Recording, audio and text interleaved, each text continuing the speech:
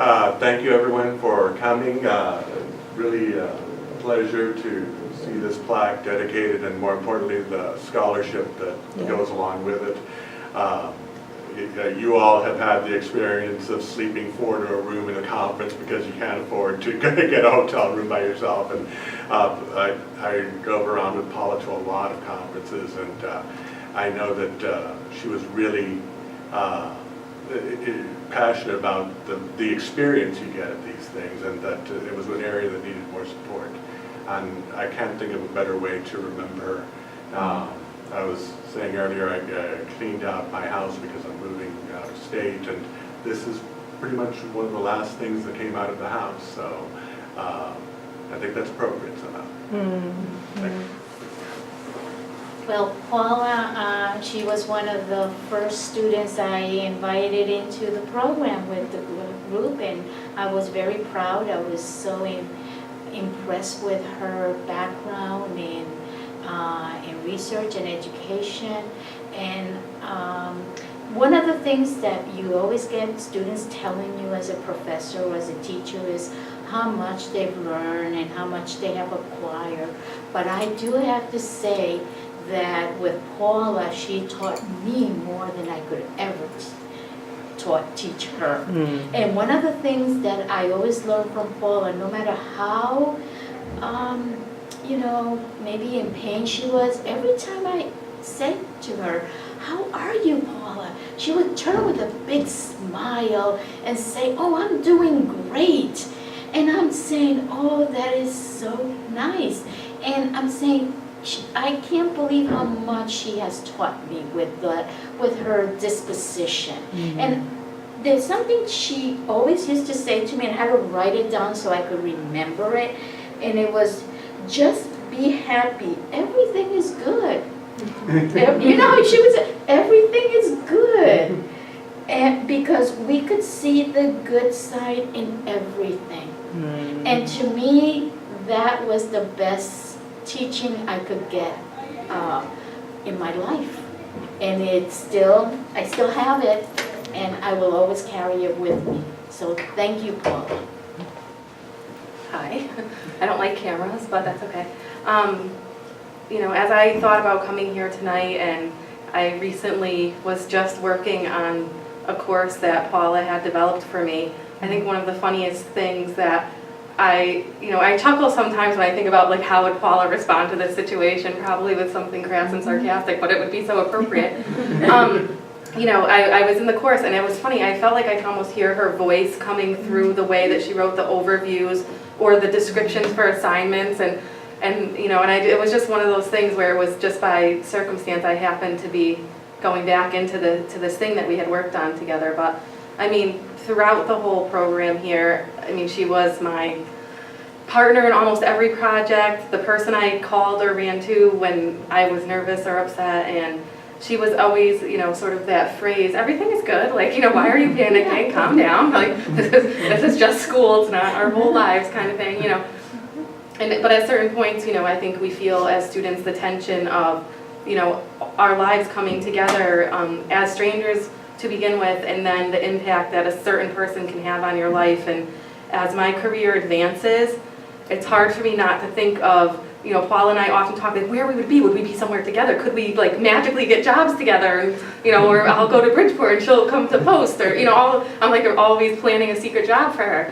And, you know, I just want, you know, part of me wonders as, you know, my career advances and goes on, you know, where she would be too. And I just know that her influence is something that I keep with me when I work on, you know, or look at work that we've worked on together. PowerPoint presentations will randomly pop up sometimes, and I just laugh at all the good times we had working together. But it's just, for me, I am emotional about it in the sense of I just felt like she was not only a colleague that I had in the school, but a best friend that I had, like, longed for a long time, even before I entered the program. So things that I told her were probably, like, not things I would share with many people, but she just understood them in a way that wasn't judgmental. And I think that's part of the legacy of what Paula has taught me, is to try to have that in my everyday life. So it's just something that I take with me. But I'm so happy that, you know, not only the scholarship, but that Paula's legacy will be carried on as the next cohorts of students come through. So.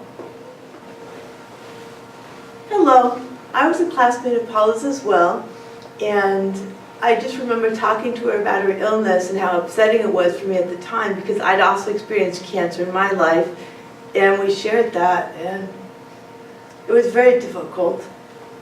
And sorry, I just wanted to say that I do miss her.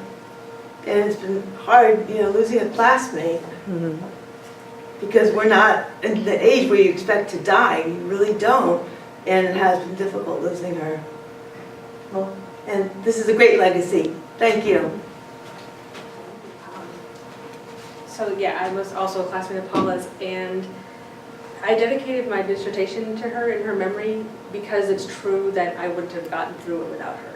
And talking about what she's taught people and the inspiration that she was. And if I ever thought, oh, I can't do this anymore, I would think Paula, with everything she's handling and always with that happy, it's good and this will be okay attitude, and realizing, all right, I don't have it that hard. Like I can keep this in perspective and keep going. And just remembering our times at Starbucks or Ruger's Bagels, or we would sit and she would, always, if she was doing something and of her own, and that I would look up and say something, well, what do you mean by that? Okay, let's think that through. And she really made you a better thinker just by talking with her.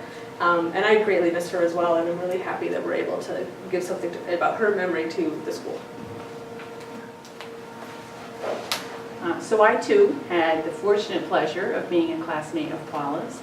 I think I'll just do a quick brief synopsis of my experience with Paula. So class number 1, we started having discussion, and suddenly I realized that she and I have shared passions, but we also have disagreements. But with those disagreements, it's okay, it's great. It's, wow, I never thought of it that way. Not, you're wrong and I'm right. So I learned a great deal from her in those kinds of conversations, discussions. I also have to say that there were many times that I used to feel a little bit inadequate next to Paula.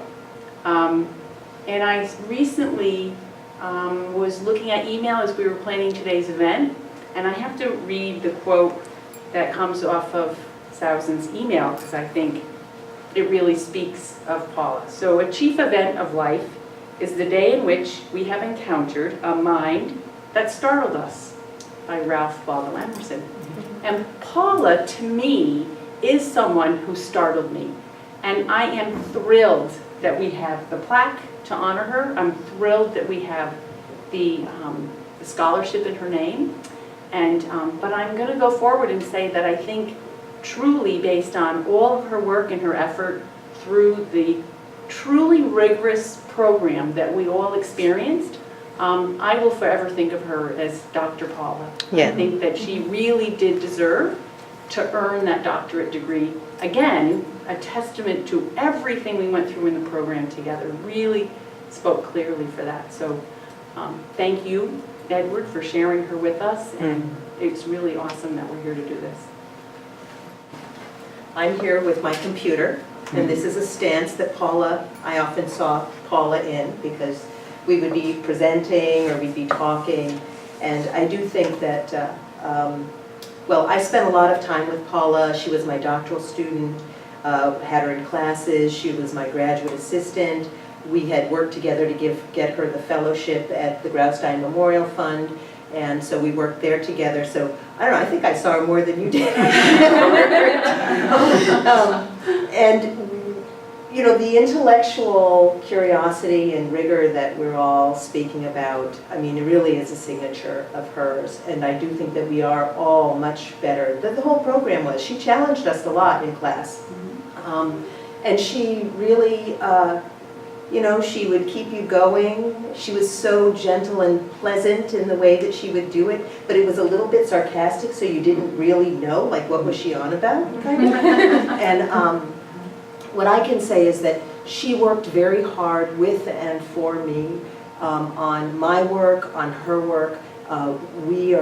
We've tried, there are a number of us who are trying to work through some of her data in order to get it published, and We've slipped a little bit, but We we're will, going to get yes. back on the horse because it's very interesting.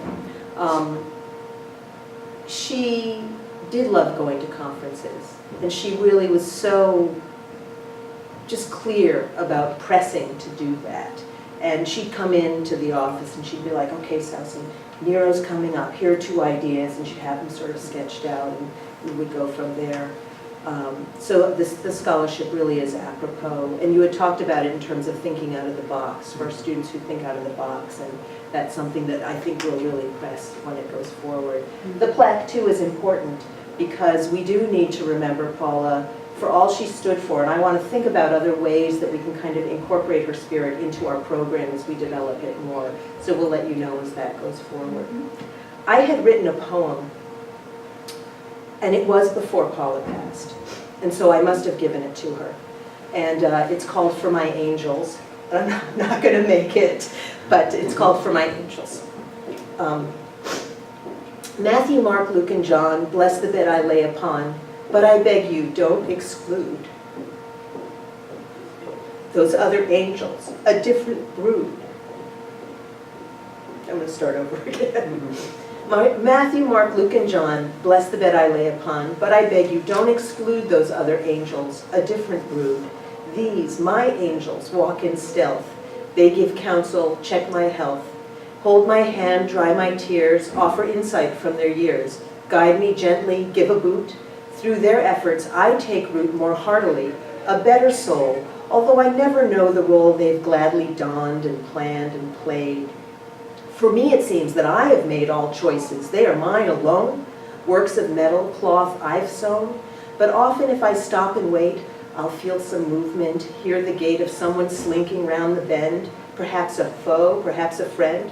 My heart of hearts has told me that these phantoms take a kindly tack, yet never seeing, knowing sure my luck, it never feels secure as mine alone. There must be some who guide me quietly, saying, Mom, and these I hope you won't forget to praise as payment for my debt. Matthew, Mark, Luke, and John, bless the bed I lay upon. But Matthew, Luke, John, and Mark, I think my bed must be an ark. And Paula certainly was someone who inhabited my ark of angels. Thank you so much, Edward, and we do miss you, Paula.